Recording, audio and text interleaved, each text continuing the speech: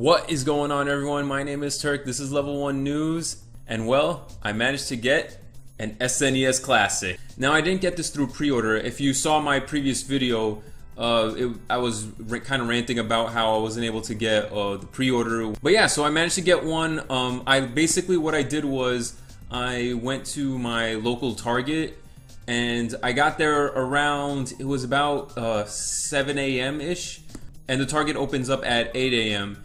And when I got there, there was a pretty long line. And I got online just to try it, and they were giving out these tickets, and the Target employee came out and he gave me one, and that was it basically. All I had to do was wait until 8 a.m. when the store opened, and I got it. It was pretty organized. So yeah, overall it was good. It was a good buying experience. You know, there wasn't anything crazy.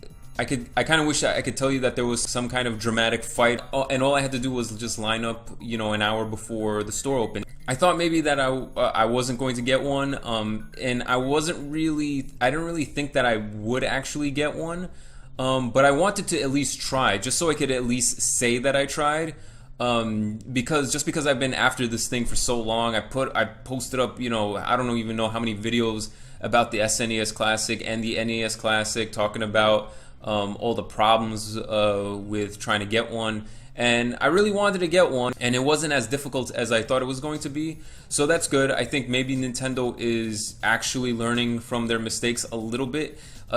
From what I can tell online, looking online, the system is still kind of hard to find. If you try to go on like the actual websites on the day the SNES Classic came out, you weren't able to find one. It was still really hard to find one. At least for the people who went a little early to the actual stores were able to get one. So that's good. So that's the story of how I actually got this thing.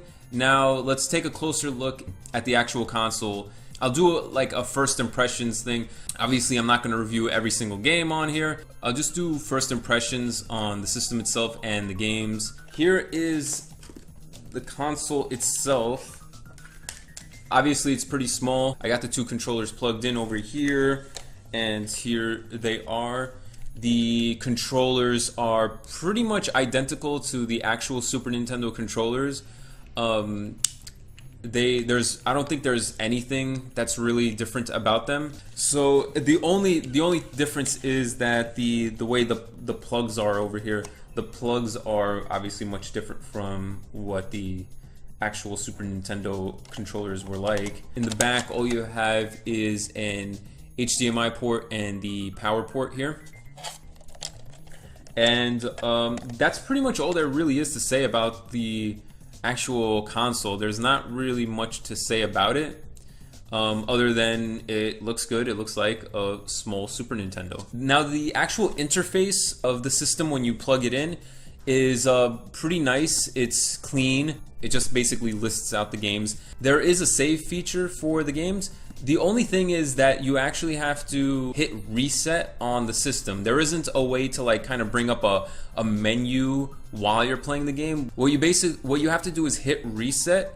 When you go back to the main menu, it'll give you like an option for you to like save where you were last. So it is a little inconvenient, but it's fine. It still works. The one really good feature is that it lets you actually rewind your save file. So when you save your game and when you want to go back into that save file, what you can actually do is hit rewind, and it'll allow you to go back a few minutes in the game. So what you can do is, if you're playing a game and you're in the middle of a level and you get killed in the middle of the level, and you know the game makes you go back all the way to the beginning of the level, what you could do is then rewind and go back about a minute or two maybe to before you were killed in the level and replay that section again. So it is a nice feature, and other than that, there's not much else to really say about the interface or any of the features. That's pretty much all you got. You just have the games listed out.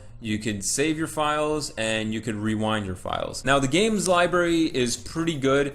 There are some really incredible games on here. I'm not going to list them all out, but I was playing a few of them. Of course, the classics are there: Super Mario World, Legend of Zelda, Super Metroid. These are great games.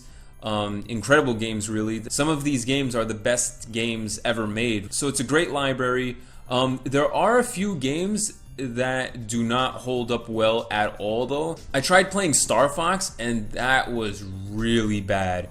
The frame rate was bad. I couldn't even play it. Like, I played it for like a minute maybe, or 2 minutes, and I just stopped playing. Like, I couldn't even get through the first level. It was just so bad. And I'm sure the game was fine, you know, back when it first came out, but by today's standards, it's you can't even play the game, which is kind of ironic because Star Fox 2 is one of the main selling points of getting the SNES Classic. So yeah, that's pretty much it. That's all there really is to say about it. It's a mini Super Nintendo. It has some of the best games ever made on this thing. The games look good.